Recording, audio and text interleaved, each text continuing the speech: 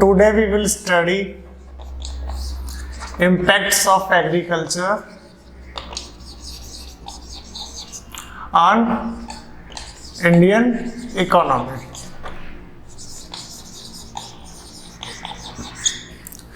Indian economy पर agriculture के effects हम आज पढ़ेंगे। देखो, अगर हम बात करें 1951 से 2020 तक की, 1951 टू 2022, तो एग्रीकल्चर और सर्विस सेक्टर, टोटल इकोनॉमी के 3 सेक्टर्स होते हैं। First primary sector, primary means agriculture and allied sectors. Secondary में आता है मैन्युफैक्चरिंग इंडस्ट्रीज,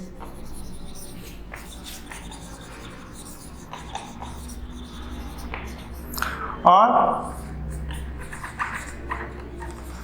थर्ड में आता है सर्विसेज, जिसमें health, education, banking, transportation, communication, ये सब आएंगे।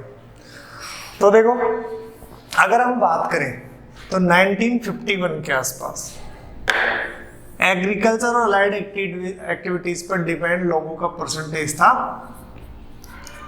75% एंड अबव, और इनका जीडीपी में कंट्रीब्यूशन एग्रीकल्चर का भी अबव 70% था। लेकिन अब धीरे धीरे सर्विस जो सेक्टर है वो एक बड़े सेक्टर के रूप में इंडियन इकोनॉमिक हॉरिजन के ऊपर सामने आया। और सर्विस सेक्टर में आज आप खुद भी देख रहे होगे, health, banking, insurance, education, transportation, communication, ये कितनी स्पीड से बढ़ा है। तो इसलिए ये सेक्टर सबसे बड़े सेक्टर के रूप में सामने आया। आज आप देखोगे तो प्राइमरी जो सेक्टर है उसमें लगभग इंडिया की 50% पॉपुलेशन काम करती है, और कंट्रीब्यूशन बात करें एग्रीकल्चर का तो बिलो 50% से भी कम कंट्रीब्यूशन होता है इंडियन जीडीपी में। GDP means gross domestic product. It means एक पर्टिकुलर ईयर में किसी एक कंट्री में एक सेक्टर में जितना प्रोडक्शन हुआ है, टोटल प्रोडक्शन की मॉनेटरी वैल्यू, उसको कहते हैं जीडीपी। जैसे ये बोलते हैं इस साल एग्रीकल्चर में 20,000 करोड़ का प्रोडक्शन हुआ, तो उसकी वैल्यू हो गई 20,000 करोड़ की वैल्यू के बराबर का प्रोडक्शन हुआ है, तो वो जीडीपी हो गया।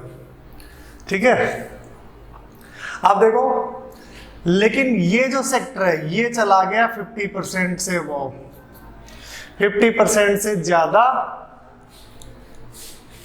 जीडीपी में कंट्रीब्यूशन हो गया। लेकिन आप देखेंगे तो हमें ये पता चलेगा कि अगर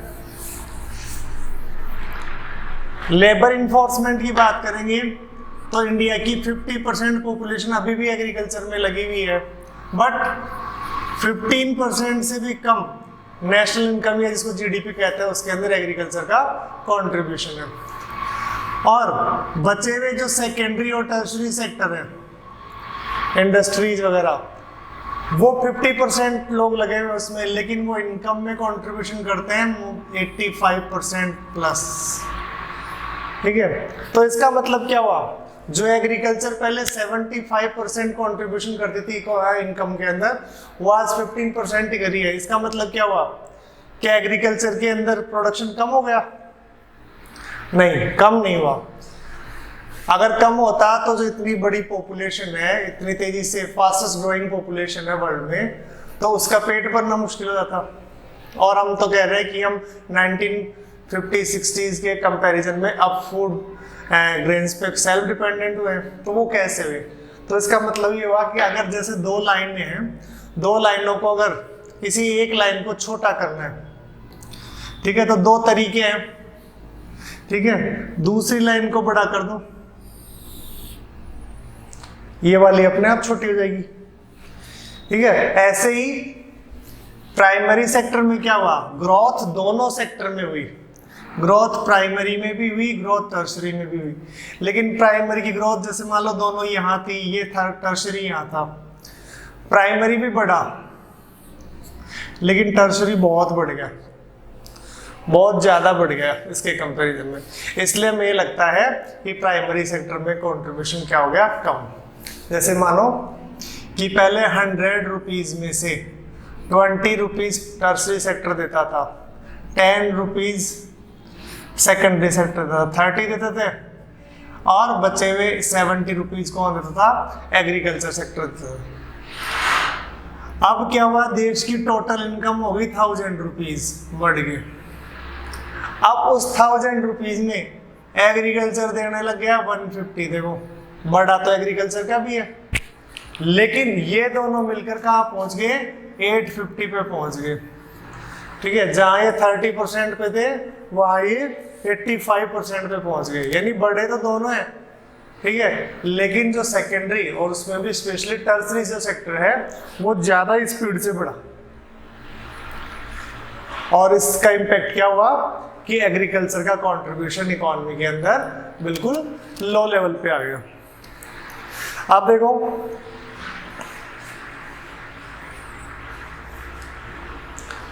अगर हम बात करें तो टेबल दी हुई है हमें कि कौन सी इकोनॉमी, अभी पिछले कुछ सालों की बात है ये, अब ठीक है 2013-14, फिर उसके बाद में 14-15 और 15-16, इन तीनों ईयर्स की बात दे रखी है आपको। तो उसमें देखो एग्रीकल्चर, इंडस्ट्रीज और सर्विस सेक्टर, तीनों सेक्टर्स के अंदर कितना % ग्रोथ हुई। तो देखो एग्रीकल्चर की ग्रोथ रेट रही 4.3%, यानी पिछले साल के कंपैरिजन में 4.3% ज़्यादा, सॉरी 4.2%। 2000 इंडस्ट्रीज की स्पीड रही 5% और सर्विस सेक्टर की स्पीड रही 7.8%। देखो सबसे ज़्यादा स्पीड से बढ़ा सर्विस सेक्टर। फिर देखो 2014-15 में एग्रीकल्चर माइनस में रही 0.2%, बढ़ने की बजाय कम और हुआ। इंडस्ट्रीज की स्पीड रही 5.9%, लेकिन जो सर्विस सेक्टर उसकी स्पीड रही 10.3%। फिर 2015-16 में 1.1% की स्पीड से एग्रीकल्चर बढ़ी, सेकेंडरी सेक्टर 7.3% की स्पीड से बढ़ा, और ये 9.2। तो देखो इनमें हमेशा स्पीड जो है किसकी सबसे ज़्यादा रही, सर्विस सेक्टर यानी टर्सरी सेक्टर की स्पीड सबसे ज़्यादा रही। क्यों? इसके पीछे रीजन रहा आज का जो टाइम है वो टेक्नोलॉजी का टाइम है, ये आपको पता है। तो communication, information technology, education, health, ठीक है, इंश्योरेंस, इन सब के ऊपर लोग ज़्यादा इन्वेस्ट करते हैं, और कंट्रीज की जो गवर्नमेंट है वो भी इनको ज़्यादा इम्पोर्टेंस देती है।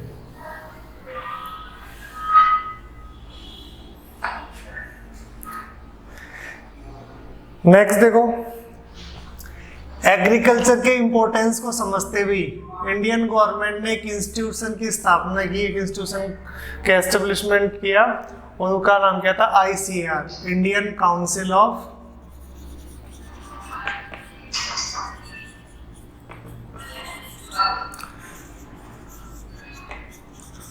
Agriculture research, Indian council of agriculture research. इस इंस्टीट्यूशन को की फाउंडेशन की गवर्नमेंट ने, जिसका मेन काम क्या है,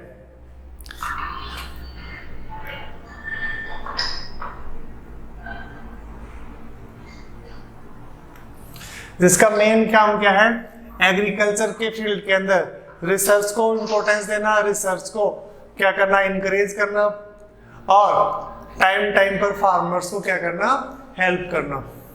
इसके अलावा गवर्नमेंट ने और भी काफ़ी एफर्ट्स किए एग्रीकल्चर के डेवलपमेंट के लिए। जैसे गवर्नमेंट ने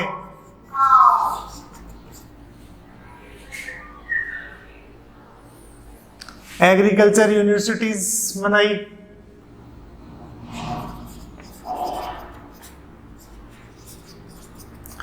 एग्रीकल्चर यूनिवर्सिटीज बनाई गवर्नमेंट ने। इसके अलावा वेटरनरी सेंटर्स बनाए। वेटरनरी सेंटर्स मतलब एनिमल्स के लिए, जिन एनिमल्स को फार्मर्स यूज करते हैं उनकी ब्रीडिंग के लिए, उनकी हेल्थ के लिए और उनके नरिशमेंट के लिए गवर्नमेंट ने वेटरनरी सेंटर्स बनाए। इसके अलावा एनिमल ब्रीडिंग सेंटर्स बनाए।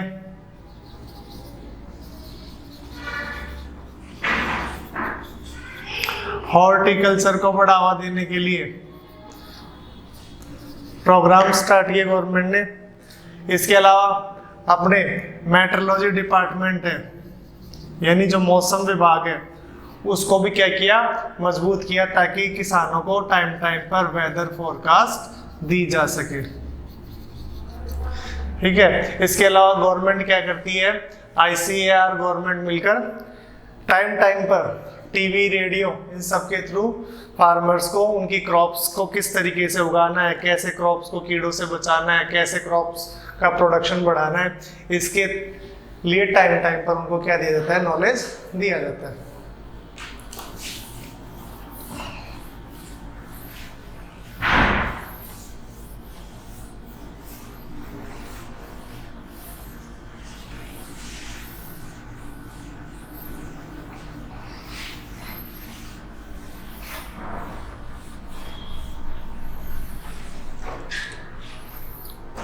देखो इसके अलावा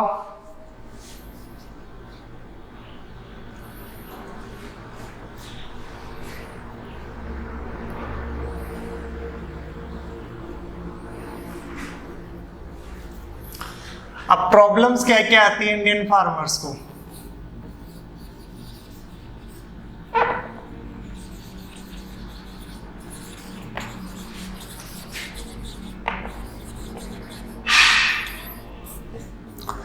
इंडियन फार्मर्स को प्रॉब्लम क्या आती है, देखो सबसे पहला प्रॉब्लम तो उनको आती है कि उनके पास प्रॉपर फैसिलिटीज अवेलेबल नहीं है। आज भी प्रॉपर फैसिलिटीज में क्या आता है, इरिगेशन आता है, इम्प्रूव्ड सीड्स आते हैं और फर्टिलाइजर्स आते हैं।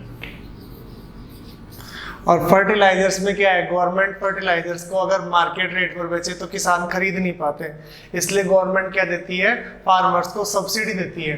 लेकिन ये सब्सिडी गवर्नमेंट टाइम टाइम पर क्या करती है, डिक्रीज कर देती है, यानी सब्सिडी को कम कर देती है, जो छूट होती है फार्मर्स को वो कम कर देती है। तो इससे उनको फर्टिलाइजर जो है वो सही प्राइस के ऊपर नहीं मिल पाता है, इससे फार्मर्स को और ज़्यादा क्या आता है, डिफिकल्टीज होती है। इसके अलावा उनको लोन फैसिलिटीज जो है, आज भी जो फार्मर्स है लोन फैसिलिटीज वो उनको बैंक से प्रोवाइड नहीं हो पाती है। आज भी नॉलेज, लैक ऑफ नॉलेज की वजह से गवर्नमेंट के जो फैसिलिटीज है, गवर्नमेंट की जो स्कीम्स है, उनका बेनिफिट इन फार्मर्स को नहीं मिल पाता है और आज भी वो लोन के लिए मनी लेंडर्स पर डिपेंड रहते हैं। इसके अलावा एजुकेशन, सबसे बड़ा सेटबैक इंडियन फार्मर्स के लिए लैक ऑफ एजुकेशन, यानी एजुकेशन की उनमें क्या है, आज भी कमी है। इस वजह से वो जो न्यू टेक्निक्स है फार्मिंग की, उन टेक्निक्स को वो नहीं अपना पाते हैं, इसकी वजह से उनका प्रोडक्शन क्या रहता है, पीछे रहते हैं। यानी एग्रीकल्चर में ये जो चीजें हैं डाउनफॉल के मेन रीजंस है। इसके अलावा कई बार क्या होता है कि उनको अपनी क्रॉप का, जैसे गवर्नमेंट टाइम टाइम पर क्रॉप इंश्योरेंस करती है, या फिर उनको फसल खराब हो जाती है कई बार नेचुरल कैलेमिटीज की वजह से, तो उनको गवर्नमेंट कंपनसेशन देती है।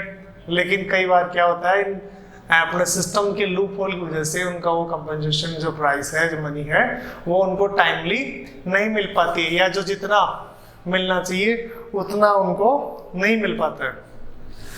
अब देखो नेक्स्ट हम देखेंगे impact of globalisation.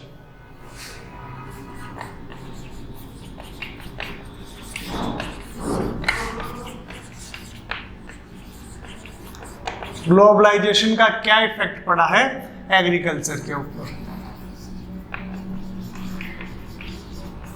Impact of globalization on agriculture. तो देखो एग्रीकल्चर के ऊपर ग्लोबलाइजेशन का क्या इफेक्ट पड़ा है। ग्लोबलाइजेशन को अगर आप देखें तो जैसे ब्रिटिश गवर्नमेंट ने, ब्रिटिश जो ट्रेडर्स थे उन्होंने इंडिया को लूटा था, यहाँ से कम प्राइस के ऊपर चीजें खरीदते थे और उसको हाई प्राइसेस पे अपनी कंट्रीज के अंदर क्या करते थे, बेच देते थे। अब देखो ये ग्लोबलाइजेशन जो है same new type of colonization है।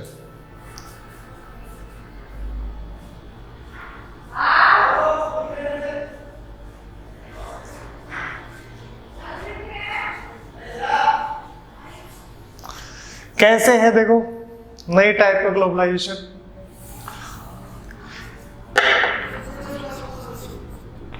ब्रिटिश अपने यहाँ पे 17, 18 और 19 सेंचुरी और थोड़ी सी 20 सेंचुरी, इन 4 सेंचुरी में ब्रिटिश अपने यहाँ से थे, ट्रेडर बन के आए और रूलर बनकर रह गए। अब ये लोग क्या करते थे, इंडिया से सस्ती चीजें खरीदते थे और उनको अपनी कंट्री में ले जाके हाई प्राइसेस पे बेचते थे। और आज क्या हो रहा है, आज जो इन डेवलप कंट्री की गवर्नमेंट्स हैं वहां की गवर्नमेंट उनको क्या करती है, हाई सब्सिडी देती है। किनको देती है हाई सब्सिडी, वहां के फार्मर्स को, हर चीज के ऊपर। वहाँ उनको बड़े बड़े फार्म्स पे वो लोग खेती करते हैं, क्योंकि वहाँ पे एक फार्मर्स का जो परसेंटेज है टोटल पॉपुलेशन में वो 5 to 10% रहता है, इससे ज़्यादा नहीं रहता। इंडिया में 50% तक रेशियो है, ठीक है, लगभग आधी पॉपुलेशन एग्रीकल्चर में लगी हुई, वहाँ पे रेशियो 5 से 10% के बीच में होता है। तो वहाँ पे गवर्नमेंट क्या करती है, लोगों को एग्रीकल्चर के लिए इंकरेज करने के लिए वहाँ पे लोगों को सब्सिडी देती है, लो रेट पर उनको जमीन, उनको लैंड प्लॉट्स रेंट पे दे देगी, फर्टिलाइजर्स उनको बहुत ज़्यादा सब्सिडाइज प्राइस के ऊपर अवेलेबल कराएगी, इरिगेशन फैसिलिटीज अवेलेबल कराएगी। और सबसे बड़ी बात, अगर वो कुछ इक्विपमेंट्स अगर बाहर से मंगाते हैं तो उन चीज़ों को ड्यूटी फ्री कर देती है। तो हर तरह से अपने फार्मर्स को क्या करते हैं, वो लोग फायदा पहुंचाते हैं इस वजह से। और उसके जस्ट उल्टा इंडिया जैसी जो डेवलपिंग कंट्री है, इन डेवलपिंग कंट्रियों में क्या होता है, इंडिया जैसी डेवलपिंग कंट्रीज में क्या होता है, ये जो फार्मर्स हैं इनको किसी तरह की ऐसी फैसिलिटीज अवेलेबल नहीं होती है कि गवर्नमेंट उनको लैंड प्रोवाइड करा रही है। क्यों? क्योंकि फार्मर्स की नंबर ज़्यादा होती है और लैंड प्लॉट्स ऑलरेडी ट्रेडिशनली क्या होते हैं, उनमें बटे हुए होते हैं और पॉपुलेशन का जो रेशियो होता है वो हाई होता है, इसलिए ऐसे बड़े बड़े फार्म्स उनके लिए कलेक्ट करना मुश्किल होता है। तो इसलिए इनकी जो एग्रीकल्चर कॉस्टिंग होती है वो कंपैरिजन टू डेवलपिंग कंट्रीज क्या होती है, ज़्यादा होती है। इस वजह से ये लोग क्या करते हैं, कोशिश करते हैं, लैंड प्लॉट होते हैं छोटे और इनकी डिपेंडेंसी लैंड पर होती है ज़्यादा, यानी फैमिली मेंबर्स 8 to 10 मेंबर्स होंगे, 2-3 हेक्टेयर का लैंड प्लॉट होगा आपके पास। तो कोशिश करता है फार्मर कि वो कैसे भी करके और उस लैंड प्लॉट से अपनी फैमिली की जो नीड्स है उसको फुलफिल कर ले, और उसको भी फुलफिल करने में वो एबल नहीं हो पाता है। इस वजह से इंडियन एग्रीकल्चर कंपैरिजन टू जो अदर कंट्रीज है उनसे क्या हुई है, पिछड़ी हुई है। इसी वजह से एग्रीकल्चर प्रोडक्ट्स का एक्सपोर्ट जो रेशियो है वो हमारी कंट्री का कम है, यानी हम एक्सपोर्ट कम करते हैं। क्यों? क्योंकि हमारी गवर्नमेंट इतनी फैसिलिटीज नहीं देती है, ना हमारे फार्मर्स इतने कैपेबल होते हैं कि वो नई टेक्नोलॉजी को अपना सके, और दूसरा उनको सब्सिडी नहीं मिलेगी तो उनकी जो कॉस्टिंग होती है एग्रीकल्चर की वो भी क्या होती है, हाई। इस वजह से ग्लोबल मार्केट के अंदर इंडियन क्रॉप्स का इतना इफेक्ट नहीं हो पाता है। इसके अलावा देखो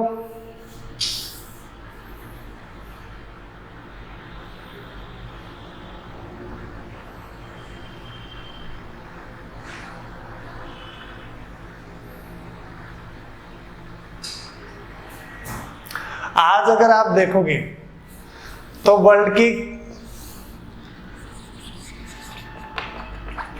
सबसे बड़ी कॉलोनियल कंट्री थी ब्रिटिश, सबसे ज्यादा कंट्री को इसने अपना गुलाम बनाया। यहाँ पे कुछ कंट्रियां थी, लिवरपूल, मैनचेस्टर, ऐसी सिटियां थी यहाँ पे जो कॉटन टेक्सटाइल के प्रोडक्शन में वर्ल्ड के अंदर हब बनकर सामने आई। सिर्फ और सिर्फ किसकी वजह से? इंडिया से जाने वाली कॉटन की वजह से। इंडिया से कॉटन एक्सपोर्ट होके और कहाँ जाती थी? इन ब्रिटिश कंट्री, ब्रिटिश जो सिटीज है उनके अंदर जाती थी और वहाँ की जो मिल्स है वो चलती थी। ऐसे स्टील की थी, स्टील बनता था वहाँ पे, इंडिया से रॉ आयरन जाता था। आज अपनी इंडिया की एग्रीकल्चर की हालत ये हो चुकी है कि हम एक्सपोर्ट करना तो दूर, हमें कॉटन जैसी चीज़ों को इंपोर्ट करना पड़ता है दूसरी कंट्री से अपने नीड्स को पूरा करने के लिए। क्यों? क्योंकि हमारी गवर्नमेंट ने भी इतना ध्यान नहीं दिया, और सबसे बड़ी प्रॉब्लम, गवर्नमेंट ने कोशिश की तो हमारी पॉपुलेशन इतनी तेज़ी से बढ़ी कि हम लोग उसके कंपैरिजन में रिसोर्सेज इकट्ठा नहीं कर पाए। तो देखो, आज इंडिया की एग्रीकल्चर एक ऐसे क्रॉस रोड पर पहुंच चुकी है। क्रॉस रोड मतलब समझते हो, ऐसे चौराहे पर पहुंच चुकी है। अब वहां से उसको आपको खुद तय करना है कि आपको किधर जाना है, ठीक है। तो एग्रीकल्चर को सक्सेसफुल बनाने के लिए गवर्नमेंट को सबसे ज्यादा जरूरी क्या है? जो मार्जिनल मतलब समझते हो?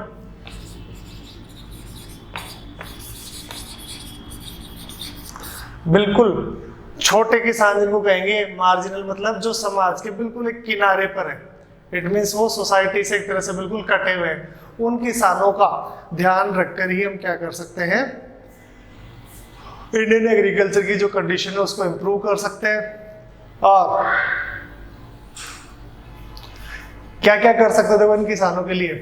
इनके लिए हम कर सकते हैं लैंड होल्डिंग्स, इनको अवेलेबल करा सकते हैं। इसके अलावा केमिकल फर्टिलाइजर्स का जो यूज हो रहा है,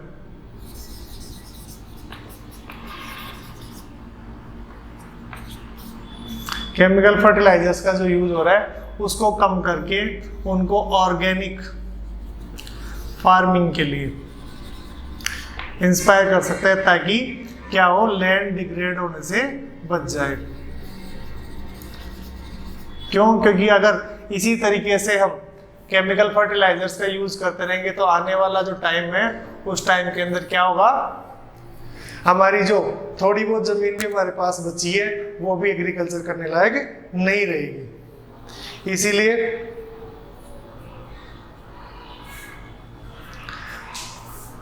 सबसे ज्यादा जरूरी है जमीन को बचा के रखना, ठीक है। वो किससे पॉसिबल होगा? केमिकल फर्टिलाइजर्स, केमिकल जो पेस्टिसाइड्स हैं उनका यूज कम से कम करना।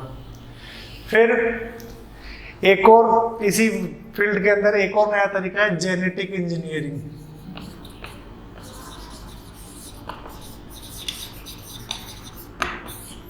जेनेटिक इंजीनियरिंग करके गवर्नमेंट क्या कर सकती है? जो सीड्स है उनकी वैरायटी को क्या कर सकती है? और ज्यादा बढ़ा सकती है। कैसे?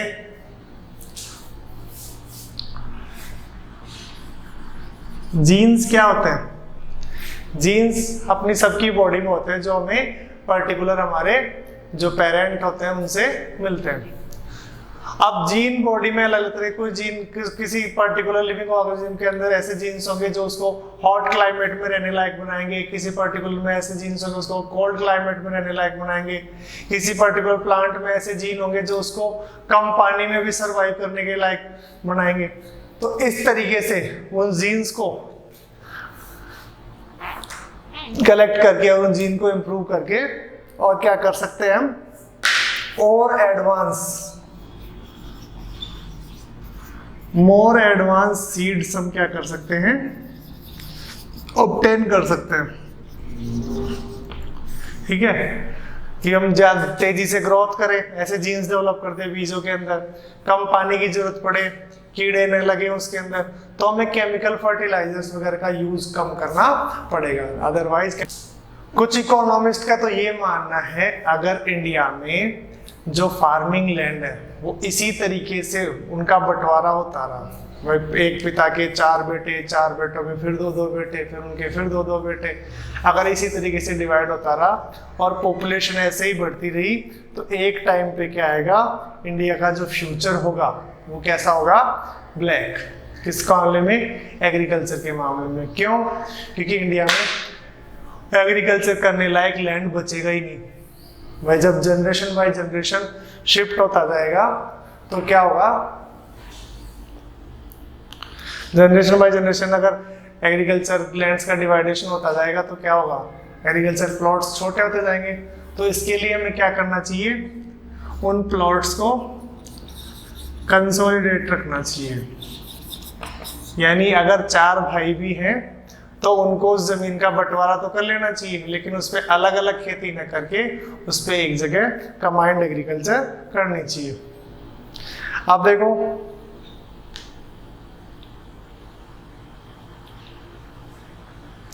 आज हम बात करें most of agriculture rural area में होती है।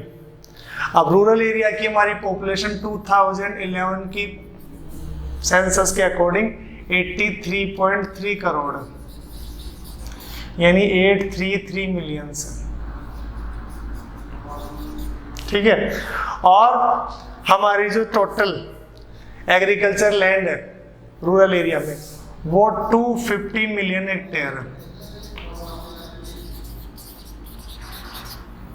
आप बताओ, एक पर्सन के हिस्से में 1 हेक्टेयर लैंड भी नहीं आ रहा, आधा भी नहीं आ रहा, यानी एक पर्सन के हिस्से में आप मान के चलो लगभग 0.33 हेक्टेयर जमीन आ रही, 0.3 यानी आधे से भी आधा ही मान के चलो, यानी तीसरा हिस्सा हेक्टेयर का, उससे भी कम एक रूरल पर्सन के हिस्से में आ रही है। और यही अगर आप जाके देखोगे डेवलप कंट्रियों में पर पर्सन जो लैंड अवेलेबिलिटी है 5, 6, 10 हेक्टेयर तक है, यानी अपने से 20 गुना 30 गुना, किसी किसी कंट्री में तो 40 टाइम्स भी ज्यादा मिलेगा, ठीक है। तो इसलिए हमें क्या करना चाहिए, इनको कंसोलिडेट रखना चाहिए, इनको डिवाइड नहीं करना चाहिए। इसके अलावा और क्या तरीका है जिससे हम प्रोडक्शन को बढ़ा सकते हैं, तो देखो प्रोडक्शन बढ़ाने का एक और तरीका है, हमारी मोस्ट ऑफ पॉपुलेशन जो है जो सीरियल्स पर ज्यादा डिपेंड है, सीरियल्स मतलब फूड ग्रेन क्रॉप्स पर, तो हमें फूड ग्रेन क्रॉप्स के साथ साथ जो कैश क्रॉप्स हैं उनकी तरफ भी ध्यान देना चाहिए। यानी हम फूड ग्रेन्स का प्रोडक्शन करने के साथ साथ खेत के एक हिस्से पर कैश क्रॉप्स भी उगानी चाहिए, ठीक है। इससे क्या होगा, फार्मर की इनकम रिड्यूस नहीं होगी। सिर्फ फूड ग्रेन्स पर डिपेंड रहोगे तो फार्मर की इनकम क्या होगी, रिड्यूस होगी। तो जो बड़े किसान हैं जिनके पास एक्सेसिव लैंड है उनको क्या करना चाहिए, जमीन के एक हिस्से पर कैश क्रॉप्स भी उगानी चाहिए। इसके अलावा कुछ ऐसी कैश क्रॉप्स हैं, कुछ ऐसी कैश क्रॉप्स हैं जो आपको इनकम भी देंगी और आपको कम इरिगेशन और कम फर्टिलाइजर्स की जरूरत पड़ेगी। जैसे फ्लावर्स की अगर आप एग्रीकल्चर करते हो उसमें इतना पानी आपको नहीं देना पड़ता है। इसके अलावा वेजिटेबल्स होती हैं कुछ, ठीक है, जिनको आप इजीली उगा सकते हो। इसके अलावा कुछ मेडिसिनल हर्ब्स होती हैं जिनकी मार्केट में डिमांड होती है, जैसे एक आता है ईसबगोल, उसका छिलका उसका दाना दोनों मेडिसिन में काम में आते हैं आयुर्वेदिक में, ठीक है। इसके अलावा जोजोबा के बीज होते हैं वो काम में आते हैं, ठीक है, ऑयल निकलता है उनका। तो ये कुछ ऐसी क्रॉप्स हैं जो आपको फूड ग्रेन क्रॉप से ज्यादा प्रोडक्शन देगी, ज्यादा इनकम देगी और उनसे आपको इरिगेशन की भी क्या होगी, कम जरूरत होगी। इन्वेस्टमेंट आपको कम करना पड़ेगा और आपको प्रोडक्शन क्या मिलेगा, ज्यादा मिलेगा।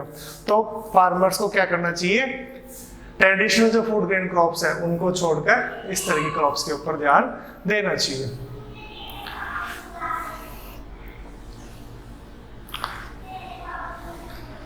अब देखो कल रिवाइज करेंगे इसके बचे हुए टॉपिक को। आज के लिए इतना ही, आज की क्लास का टाइम हो गया।